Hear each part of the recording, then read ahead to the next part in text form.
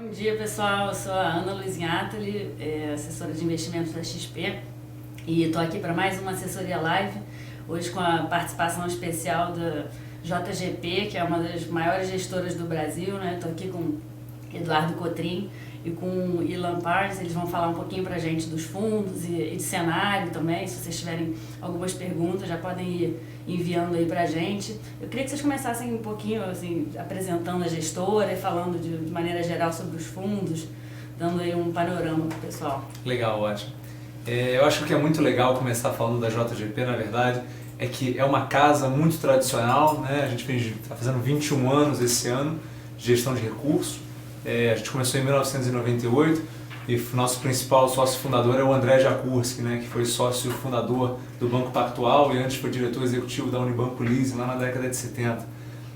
Então todo o estilo de gestão, né, até que no início começou apenas com multimercados, permeia esse DNA aí que vem desde a época do Pactual.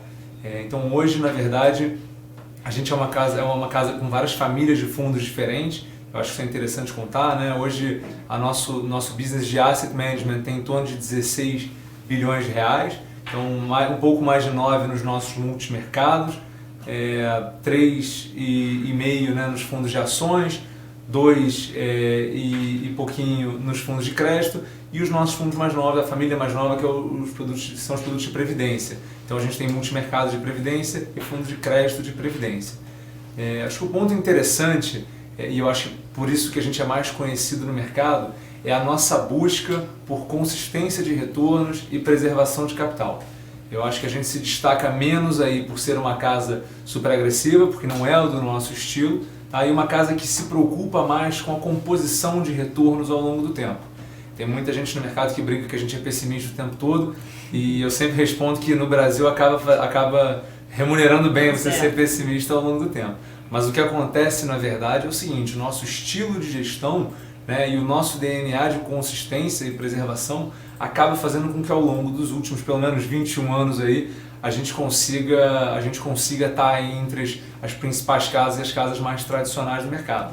E isso também acho que tem muito a ver com você ter sócios fundadores, né, que trabalham juntos há mais de 20 anos. Então, desde a época do Pactual, juntamente com o André Jakurski, você tem outros sócios fundadores, como o Arlindo Vergaças, o Henrique Alhante, que vieram desde o início, né, já vieram desde a época do Pactual e já trabalham lado a lado.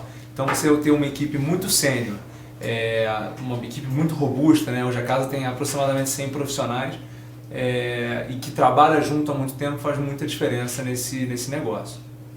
Legal, sem dúvida. E a gente pode falar um pouquinho da gestora, né, da composição da equipe. Vini, se você puder trocar. Então, assim, como eu estava falando, né, a questão das famílias de fundos diferentes, na verdade envolve aí diferentes profissionais em equipes diferentes. Agora, o que a gente consegue fazer, dado que a gente tem essas famílias de fundos diferentes, é ter uma sinergia entre as equipes. Então, por exemplo, se no fundo de crédito a gente vai fazer um hedge de câmbio, você tem a mesa de câmbio, né, de gestores que vão conseguir assessorar. Se a gente vai fazer uma análise num produto de crédito, por exemplo, de um bond, de uma empresa elétrica, você pode chamar o analista, né? A gente costuma fazer isso para um comitê de crédito, chamar o analista responsável por elétricas, né, que cobre o setor há mais de 10 anos, para participar desse comitê. Então, a casa ser dessa forma e não ser nichada faz com que a gente tenha aí ganhos de sinergia. Acho que é até legal a gente mostrar a equipe para falar um pouco mais em detalhes sobre isso. Aqui a gente tem o organograma da empresa. Isso. O legal, assim, acho que o legal do organograma, eu imagino que o pessoal que está vendo um monte de nome, o que cada um faz. Eu acho que a informação mais importante, que é mais legal de ver do organograma, é a robustez do time, né, o tamanho do time e o tempo de senioridade do time. Então você vê, por exemplo, os nossos 3 principais executivos. O André tem 46 anos de mercado financeiro, o Arlindo e o Henrique têm 28 anos de mercado financeiro, são sócios fundadores. O time de gestão de multimercados tem mais de 20 anos de média de experiência de mercado financeiro, tá? E são assessorados, né, recebem inputs de inteligência de times muito robustos de análise. Então, no nosso time de macroeconomistas, por exemplo, o Fernando Rocha, nosso macroeconomista-chefe, está com a gente há 19 anos. O Paulo Grau, nosso macroeconomista de mercados desenvolvidos, foi economista principal do Credit Suisse em Nova York para a América Latina. Então esse grau de senioridade é o que a gente vai buscar aí nas nossas análises. Do nosso time de CFAs, né, do nosso time de análise, 7 dos 9, 7 são CFAs. A gente até descobriu recentemente que a JGP, fora grandes bancos, é a empresa que mais contrata CFAs no Brasil. Quem falou isso pra gente foi a CFA Society, foi até um dado bastante interessante. Nosso time de crédito privado, por exemplo, que a gente vem enrobustecendo ao longo do tempo, hoje tem 5 analistas dedicados a crédito privado, todos com carreira em crédito privado. Então, todo esse time de inteligência vai gerar inputs para que os gestores de cada um dos produtos, né, tomem suas decisões de investimento e montem seu portfólio. Isso mostra muito também a senioridade do próprio time, né? Não só dos gestores, claro, mas dos analistas e todo mundo que está ali. Sem dúvida nenhuma. A gente fala que o business, né, de asset management, ele é uma combinação entre pessoas e processos. Então, se a gente consegue ter, né, e reter boas pessoas com um excelente nível acadêmico, com um alto grau de senioridade, e tem processos bem estruturados, né, de processo de investimento, de análise, de controle de risco, a gente acha que é isso que no longo prazo consegue trazer o sucesso para casa. Inclusive, falando sobre processos, né, acho que o pessoal consegue ver aí direto no organograma, mas sobre processos eu acho que é legal dizer que a gente tem uma chancela que é da Moody's Investor, né? A gente, desde 2011, a gente tem o rating MQ1, que é o melhor rating de gestão em escala global. Então, desde 2011 a gente recebe esse rating e é reafirmado ano a ano. Tá? Acho que hoje em dia todo mundo tem compliance, todo mundo tem... Mas a gente tem isso desde 2011, a gente tem risco proprietário, apesar de ser uma gestora independente, calculado desde 1998. Então, toda essa parte de processos, além de pessoas, também é bastante bem desenvolvida na casa. E um ponto que eu acho que é legal também a gente falar é que de um tempo para cá a gente vem investindo também em modernização de processos. Então hoje, fora o nosso time de TI, né, a gente tem programadores dedicados a diferentes áreas de inteligência para desenvolver sistemas para melhorar o processo decisório de investimento. Então a gente também está pensando, apesar de ser uma casa, né, de cabelo branco, mas a gente já está pensando no futuro de como é que vão ser os próximos 20 anos. Sim, muito legal. Eu queria que você falasse um pouquinho também sobre os fundos, né? Tem fundos de previdência, fundo multimercado, dá uma ideia geral aí para os nossos investidores que estão assistindo. Legal.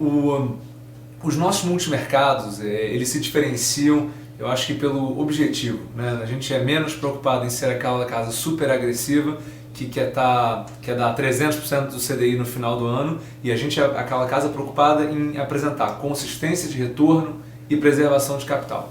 Eu acho que esses são os grandes diferenciais. Quando você pensa no fundo da JGP, você dificilmente vai ver a gente no top 5 ali daquele ano que teve um grande movimento de alguma classe de ativos, né? Agora, em compensação, é aquela casa que, se você tiver investido por algum período um pouco mais longo de tempo, é aquele fundo que pelo menos nos últimos 20 anos nunca deu susto no cliente. E é uma opção muito boa também, porque agora, com queda de taxa de juros, muita gente quer sair da renda fixa e começar a experimentar um pouquinho de volatilidade, né? Então pode ser uma porta de entrada também para esse investidor que quer começar a se arriscar um pouco mais, ter uma rentabilidade um pouco melhor, mas sem levar muito susto no caminho. Concordo, sim, 100%. Eu acho que os nossos produtos multimercado, né, e hoje a gente tem na plataforma o JGP Strategy, né, que é até uma janela de oportunidade, porque ele tem um capacity limitado aí de captação e muito possivelmente vai ser fechado aí nos próximos meses. Você vê que o Strategy é exatamente isso que você falou. Ele, na verdade, oferece a oportunidade do cliente aproveitar oportunidades, né, em juros, câmbio, ações, commodities, mas que historicamente tem uma volatilidade baixa, né, e não dá susto no cliente. Então, nos últimos 8 anos, a gente teve 5 meses negativos. Muito consistente, realmente. É um produto para dar 150% do CDI que tem uma volatilidade de 2%. Então, para essa carteira desse cliente, que é mais conservador, estava na renda fixa e quer começar a aproveitar, eu acho que é uma excelente porta de entrada. Assim, ao mesmo tempo, se você tem um cliente que é mais agressivo, já estou em multimercados lá, mas com uma volatilidade muito superior, quero ter aí um pé no chão em termos de volatilidade, mais uma vez, acho que os nossos multimercados têm um grande diferencial competitivo em relação a isso. E eu acho o legal de explicar como é que funciona a JGP nesse sentido é o seguinte: como a gente busca consistência e preservação e menos aquela agressividade, o nosso estilo de gestão tem que corroborar com esse objetivo. Então a gente não tem um ou dois gestores que tomam todo o risco do produto e direcionam o portfólio de investimento. O que a gente tem no produto, na verdade, são 9 gestores de portfólio, tá? Nos nossos multimercados, e cada um tem o seu book individual. Então cada um desses gestores é muito sênior, como eu falei, mais de 20 anos de média de mercado financeiro, e cada um tem a sua especialidade. Então cada um tem a autonomia operacional de montar o seu portfólio.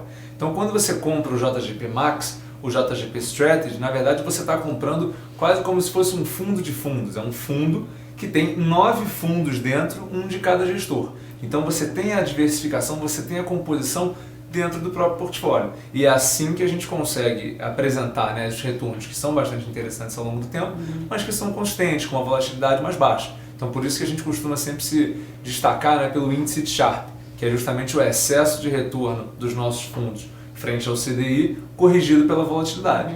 Então o risco-retorno, eu brinco que a gente só tira o dinheiro do cliente, nosso, né, porque os fundos são nosso dinheiro e dinheiro do cliente, se a gente achar que a gente consegue remunerar bem. Porque se a gente não achar que consegue remunerar bem, a gente vai deixar lá ele parqueado.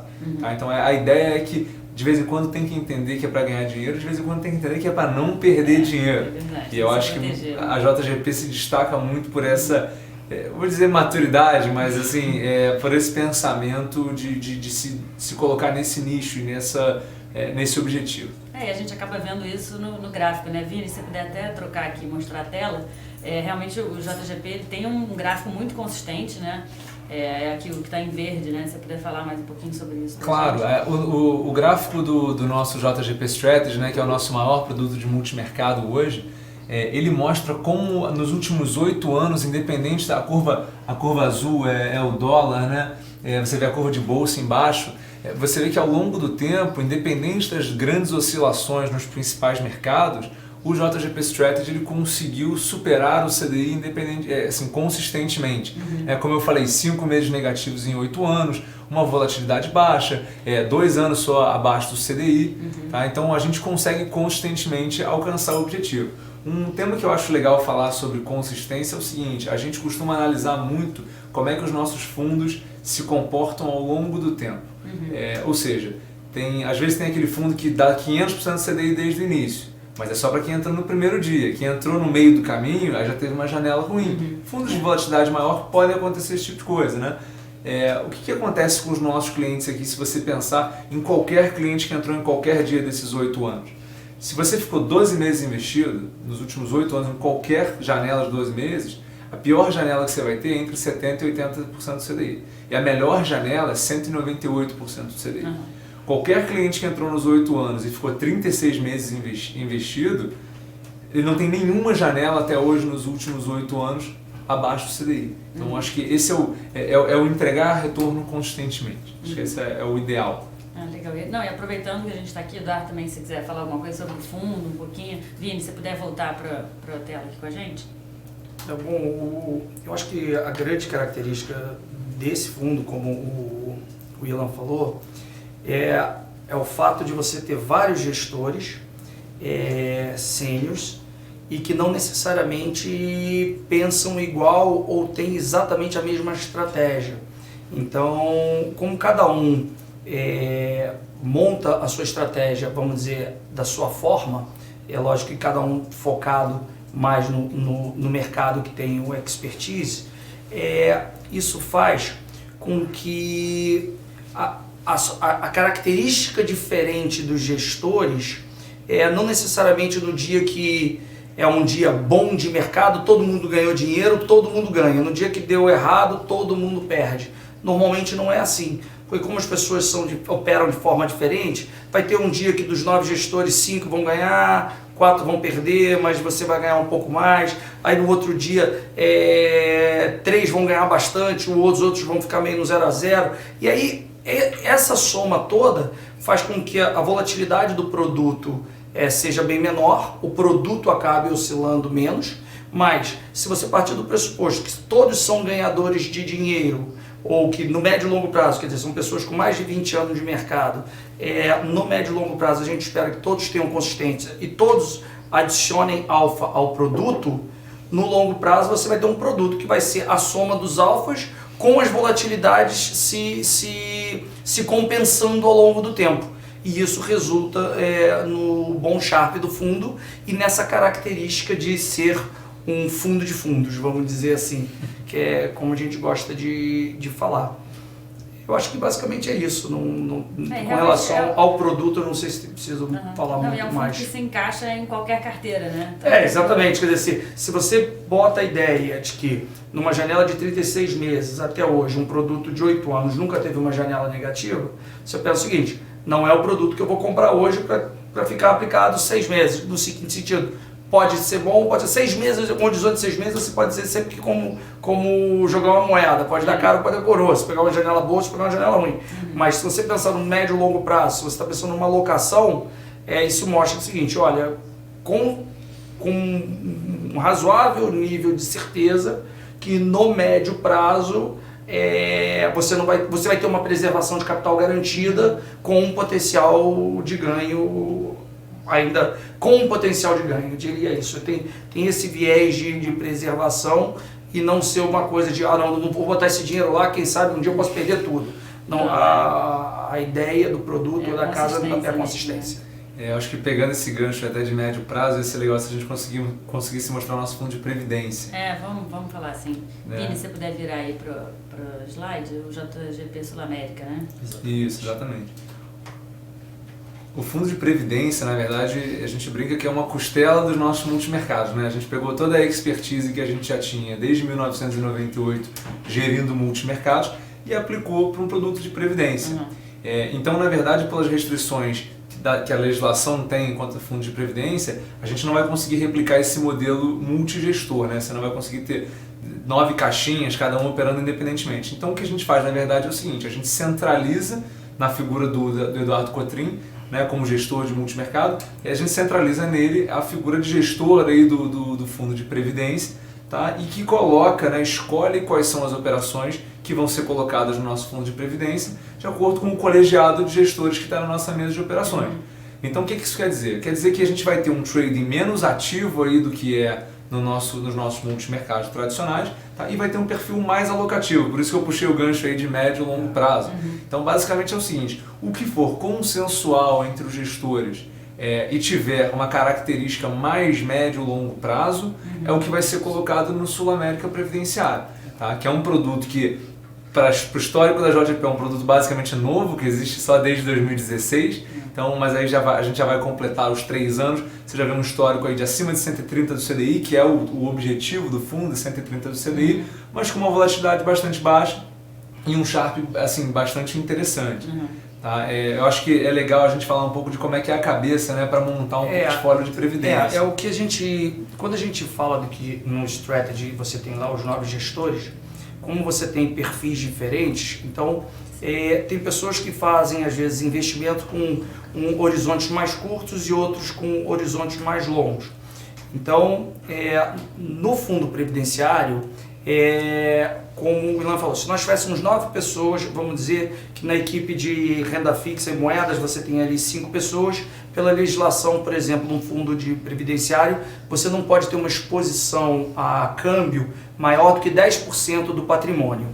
Imagina, por exemplo, se no Strategy você tem 9 gestores e de repente, vamos dizer, a gente acredita que o dólar vai subir, por exemplo, e de repente 3 ou 4 gestores resolvam comprar dólar, de repente a soma da posição dos 4 gestores pode dar uma alocação de 15% do patrimônio e que se você fizesse da mesma forma no fundo previdenciário, você teria problema na legislação, você teria que ficar sempre um perguntando, você já comprou dólar, você já usou o espaço, eu não posso, tal. Então o que a gente faz? A gente concentra e a gente costuma dar um exemplo assim, se a gente está aqui de repente sai uma notícia que pode fazer os mercados virarem muito, cada um dos 9 gestores ali do Strategy, você pode vir a ter posições mais táticas que você tem que fazer a sua mudança da sua posição, vamos dizer, em mais curto prazo. Já a visão do fundo previdenciário é uma visão de um pouco mais médio e longo prazo, que de repente não é só uma notícia em 2 minutos que vai fazer com que você mude totalmente a sua posição. Você de repente vai ter tempo de sentar, conversar, se aquela notícia realmente mudou o pano de fundo, se mudou o cenário original que você tinha, se realmente aquele investimento que parecia bom até 1 minuto antes deixou de ser bom. Então você conversa, avalia e faz uma estratégia de um pouco mais médio e longo prazo. Então é um pouco menos ativo o produto nesse sentido. Não é que ele não seja ativo no sentido a gente não estar o tempo todo reavaliando. É lógico que a gente está o tempo todo reavaliando. Mas assim, se você tem uma estratégia que você acha que ela vai ser boa para os próximos 2, 3 dias, não parece ser o tipo de estratégia que esse tipo de produto vai buscar. Por outro lado, ele de repente vai ter uma alocação um pouco mais estrutural em alguns ativos, olhando mais médio e longo prazo. Legal. A gente tem uma pergunta aqui do Tim Yang, ele queria saber se vocês têm alguma estratégia para blindar ou reduzir o impacto da possível crise comercial China-Estados Unidos. Bom, a gente como o Elan falou, pelo fato de sermos 9 gestores, é até difícil eu, como um dos gestores, eu falar em nome dos 9, dizendo, olha, a posição de todos está assim. Mas é interessante quando você tem 9 pessoas, vai ser muito difícil você ter um momento onde você vai ter os 9 gestores extremamente otimistas e tudo virado para aquele lado. Então, quando você fala dessa questão da guerra comercial, é uma preocupação.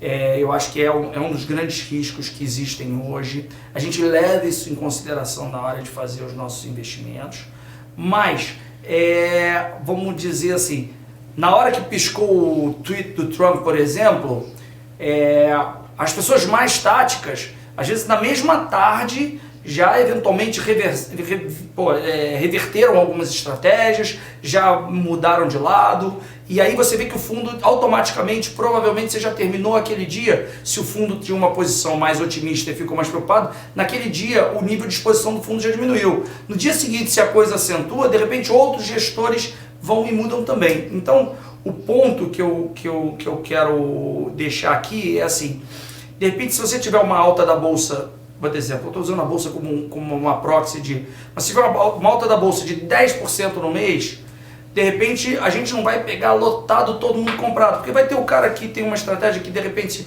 depois de 3 ou 4% de alta, ele já se dá por satisfeito, vai ficar meio quieto, aquela coisa toda. Então o que acontece? Eu brinco que as nossas posições, elas são, tanto na hora de montar quanto na hora de desmontar, elas se mexem de forma mais suave. Não tem um dia que chega uma pessoa e fala lá, gente, fiquei otimista, vamos alocar o fundo todo na direção, você tem nos multimercados 9 bilhões sob gestão, você vai fazer uma posição, tem que fazer posição imensa no mercado de juros ou no mercado de câmbio, e você vai até mexer o mercado. E as pessoas dizem, por que o mercado hoje mexeu? Porque a JGP mudou de ideia. Isso não acontece. Então o movimento, as posições elas são montadas de forma gradual, à medida que cada gestor vai se sentindo mais confiante, e ela é desmontada de forma gradual em função do perfil de cada um dos gestores. Não, legal. E se vocês puderem já aproveitar esse gancho de falar um pouquinho de cenário, o que vocês estão esperando aí para o cenário internacional, cenário Brasil? Bom, vamos lá. Então, para falar um pouco de mundo, eu gosto de, sempre quando eu olho para o mundo, para pensar em termos de crescimento global, eu gosto de separar o mundo assim como se fossem algumas locomotivas, né? Então, você tem a principal locomotiva delas, que é os Estados Unidos, você tem China, você tem Europa e Japão, vamos dizer assim, tentar dividir nesses 4 grandes blocos, né? O Japão, nesses anos todos, essa locomotiva está lá na estação, lá sendo reconstruída, está trocando lá está todo enferrujado, está em manutenção aí de 30 anos de manutenção e continua lá quietinho do jeito dela, assim, agora já não atrapalha muito, mas não ajuda muito, mas está lá quietinho do jeito dela. Nos últimos anos, desde o final da crise, a gente pode dizer que assim, a locomotiva da Europa ela nunca engrenou como se esperava depois da grande crise, vamos dizer, nos últimos 10 anos, com todos os estímulos monetários que a gente teve. a coisa de um ano e pouco atrás, quando você teve a eleição do Macron, houve uma esperança de que você pudesse ter um pouco mais de crescimento na França, um alinhamento maior da França com a Alemanha, mas ao mesmo tempo você teve a confusão do Brexit. Então fica sempre uma questão, uma nuvem de toda a questão política na Europa, e o crescimento sempre muito menor do que esperado e com a inflação sempre muito baixa. Então, agora que a gente está vendo os efeitos da guerra comercial, que já começaram a impactar a China importando menos da Alemanha, essa coisa toda, a gente vê que o crescimento europeu, que já não era grandes coisas, ele está marginalmente pior, o que está permitindo com que o Banco Central Europeu já sinalize que vai fazer mais quantitative easing, que vai cair os juros, já tem uma expectativa de que os juros lá, que hoje já é de negativo em menos 0,40, expectativa que já caia mais pelo menos mais 0,10, 0,20. Se você pegar um juros de 10 anos da Alemanha, hoje ele já negocia em torno de menos 0,58, mas esse movimento foi mais aí dos últimos 2 meses, com essa percepção de agravamento da crise comercial, né, da questão da crise comercial, e o impacto disso sobre as empresas e sobre principalmente o setor manufatureiro, fazendo com que houvesse uma desaceleração maior na margem. Então a Europa está fraca e já começando a dar alguns estímulos. A China, ela vem crescendo cada vez menos, por mais que ainda cresça muito, quer dizer, estamos falando de crescimento de 6,5% pelos números oficiais, mas sentindo cada vez mais o impacto da questão da guerra comercial e com muitos estímulos domesticamente, ou seja, ela está conseguindo crescer cada vez menos, mas com muitos estímulos. Então chega uma hora que você começa a entrar numa coisa meio, você tem um trade-off de se a China estimula demais, isso pode bater de 2 formas. Se você cai demais os juros lá, você pode, via diferencial de juros, aumentar um pouco o risco de fuga de capital e a moeda desvalorizar um pouco mais, e você também pode criar bolhas de crédito e você pode gerar algum risco para a estabilidade financeira. Então a China, ela vem tentando compensar os efeitos que ela vem sofrendo da guerra comercial com muito mais estímulos, mas o crescimento na margem ele também é menor.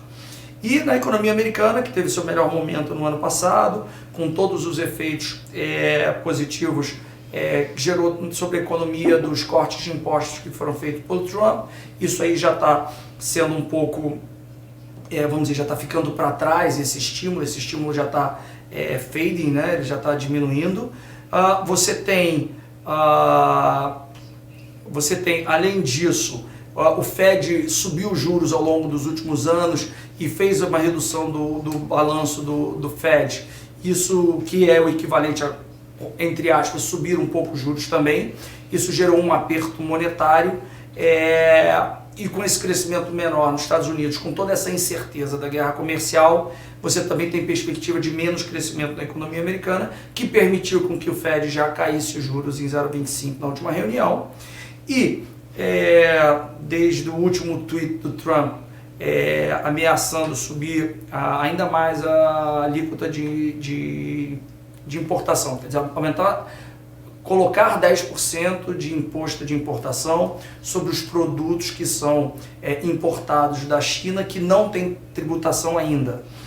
São mais de 300 bilhões de dólares de produtos que seriam taxados a 10% a partir de 1º de setembro. Depois que o Trump fez essa ameaça, a incerteza aumentou ainda mais e as pessoas já começaram a ter mais perspectiva de que vai ter mais queda nos Estados Unidos. Então, mas a economia americana ainda está num momento melhor do que esses outros blocos. Os índices de confiança ainda são altos, a taxa de desemprego ainda é muito baixa, em 3,7%. Então, o que assusta é o quanto que essa guerra comercial ela pode escalar a ponto de impactar a economia real.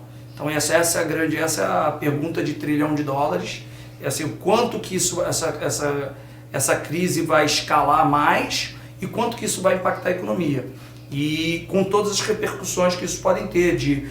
Nós temos no final do ano que vem a eleição presidencial nos Estados Unidos, se a economia começa a desacelerar, hoje as pessoas imaginam que o Trump vai ser reeleito, de repente se a economia desacelera, você começa a ter dúvidas sobre a reeleição dele, e aí todos os impactos que uma troca de poder poderia fazer, se entrasse um presidente do Partido Democrata, o que ele faria? Ele voltaria atrás nos cortes de impostos, não voltaria? O que implementaria? O que mudaria?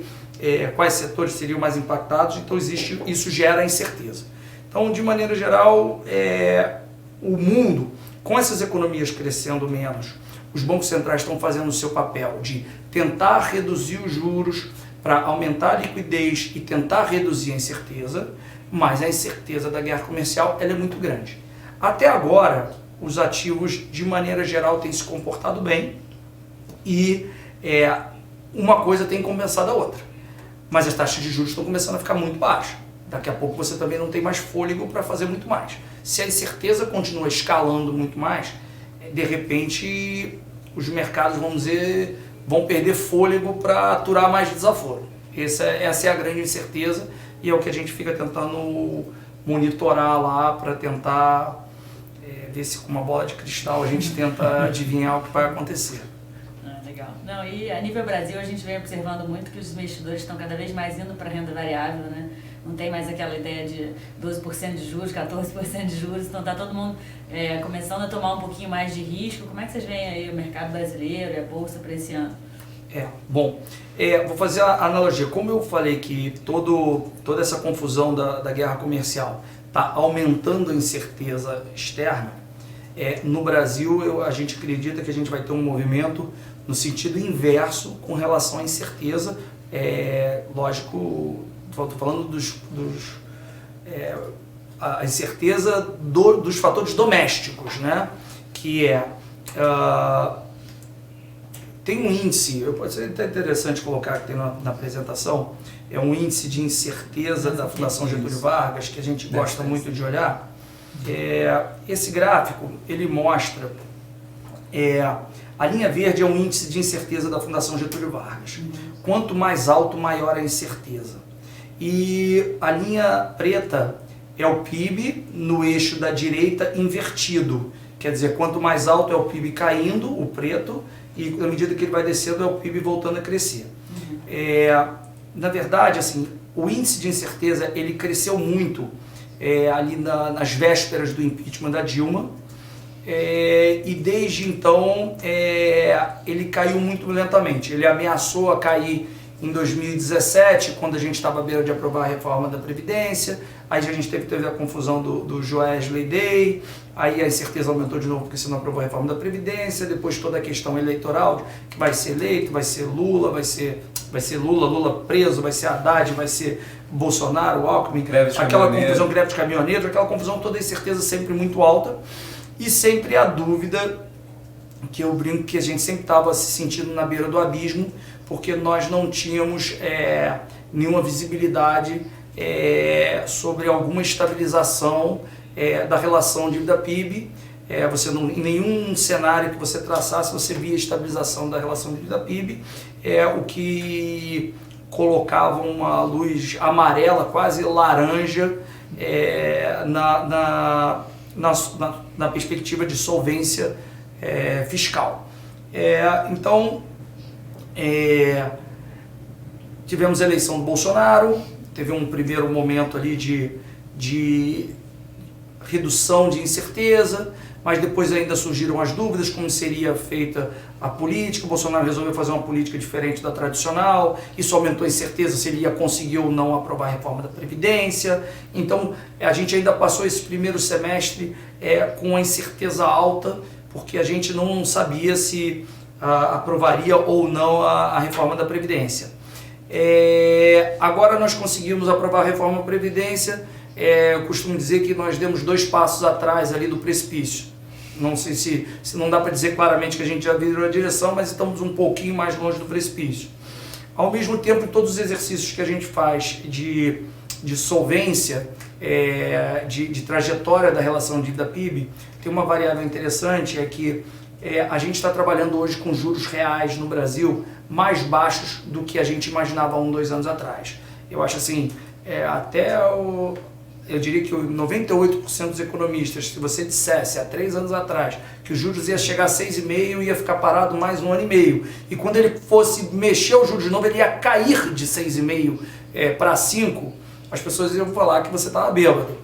Mas isso é uma verdade, isso foi o que aconteceu. Então, os juros está indo para 5%, juros que sempre teve muito alto. Então, com os juros a 5%, com a reforma da Previdência aprovada, dá um belo alívio na trajetória da dívida PIB, e isso ajuda a reduzir a incerteza, e a gente acredita que com a redução da incerteza, isso vai dar uma sustentada no PIB. A gente acredita no cenário de PIB de crescimento de 2% para o ano que vem.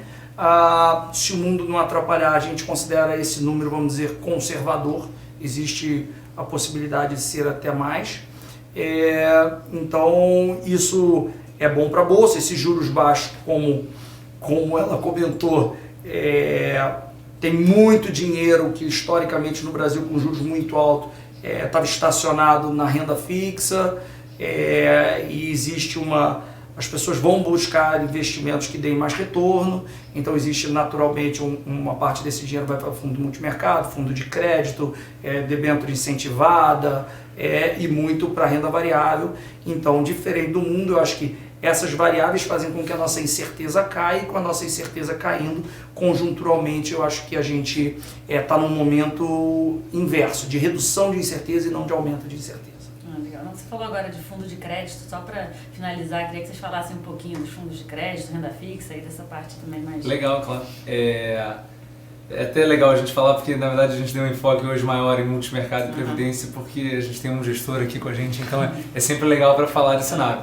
Agora, é muito importante sim falar dos nossos fundos de crédito, né? É uma família que existe na JGP desde 2014, tá? O nosso gestor de crédito, no crédito não é multigestor como é no multimercado, né? Então, o nosso gestor de crédito é o Alexandre Miller, tá? Que foi sócio do BTG Pactual, antes foi da Icatu Hartford, então tem uma carreira toda em mercado de crédito privado. Até teve uma novidade essa semana que a gente lançou um índice de crédito privado de debêntures aqui no Brasil. Acho que somos um dos pioneiros aí num lançamento como esse, né, tentando fomentar realmente maior informação e maior atividade no mercado secundário de crédito brasileiro. Os nossos fundos de crédito privado, na verdade, têm a seguinte proposta. A gente tem produtos híbridos entre a alocação no Brasil e a alocação no exterior. Tá? Então, a alocação no Brasil vão ser créditos da melhor qualidade, estão todos com rating de qualidade, tá? E que a gente vai submeter a uma análise do comitê de crédito. E no exterior a gente vai fazer compra de bonds, né? Então, predominantemente América Latina, que é o que a gente acha que a gente tem maior diferencial competitivo na análise. Então, hoje na plataforma da XP a gente tem 3 produtos. Né? Um está fechado, que é o nosso 100% local, que é o JGP Corporate. O Corporate é um produto que existe desde 2014, que vai buscar 115 do CDI, desde o início ele dá 119% do CDI, com uma carteira bem diversificada, então em torno de 60 emissores, quase 100 papéis na carteira, e que tem essa prerrogativa de ter um trading ativo se a gente achar que precisa. O que isso quer dizer? Que a gente não vai só comprar os ativos para a carteira e vai ficar ali segurando. A gente vai girar a carteira se a gente achar, por exemplo, que o título andou muito, ou se a gente achar que o risco piorou. Então, ter um tamanho de produto que permita com que a gente tenha agilidade no secundário, eu acho que é um grande diferencial e é uma das nossas principais propostas no crédito privado. E o ponto número 2, né? Então o corporate é o 100% local. Ele está fechado hoje, mas a gente tem um produto chamado JGP Crédito Previdenciário, que é novíssimo, a gente lançou com a XP Seguros, mas é um espelho aí, vai ter a mesma proposta do JGP Corporate, que é o nosso produto 100% emissão local. E a gente tem o Crédito Advisory, que é um produto híbrido, acho que um dos poucos do Brasil aí que faz esse serviço de alocar parte no Brasil e parte no portfólio de bons no exterior, sempre com câmbio redeado, mas que consegue capturar esse diferencial de taxa de uma emissão de um bond lá fora e uma debênture aqui, às vezes da mesma empresa. Então você pega o mesmo título que a empresa brasileira emite aqui no exterior, com o mesmo vencimento, e lá fora está pagando melhor, mesmo se você fizer, né, swapar para CDI. Então a gente consegue capturar esse diferencial aí lá fora, e que é uma parte do portfólio que a gente está muito otimista para frente, tá? Porque a gente acha que à medida que o mercado brasileiro vai ganhando profundidade, essas emissões de brasileiros lá fora, né, vão ficando mais escassas. Quem tem esse tipo de bond acaba ganhando o mercado. Então por isso que se você olhar esse produto, por exemplo, nesse ano, está dando 130% do CDI, tá? E mais uma vez, com a carteira muito diversificada, com nos últimos 5 anos nenhum evento de crédito, mesmo com essa quantidade grande de bonds, mas que tem também essa prerrogativa de trading ativo. E eu acho que por último, a gente não fala isso ainda, mas é legal para o pessoal poder ficar de olho, que a gente muito possivelmente vai lançar, né? A gente reabriu agora os nossos produtos de ações que vinham fechados há quase 2 anos, a gente muito possivelmente lançará esses produtos junto com a XP. Então se vocês tiverem interesse em renda variável, acho que vale a pena dar uma olhada nesses produtos. Legal. Bom, queria agradecer muito a presença de vocês. Espero que a gente tenha tirado todas as dúvidas. Também, se vocês quiserem saber mais sobre os fundos, é só entrar em contato com a gente. JGP, a gente está aqui em contato direto também, sempre participando da estratégia deles, vendo o que eles estão fazendo, quais são as ideias. Então a gente vai ficando por aqui. Obrigada. Obrigado a vocês pelo convite. Imagina, um prazer. Está super à disposição. Obrigada. Tchau, tchau, pessoal. Tchau.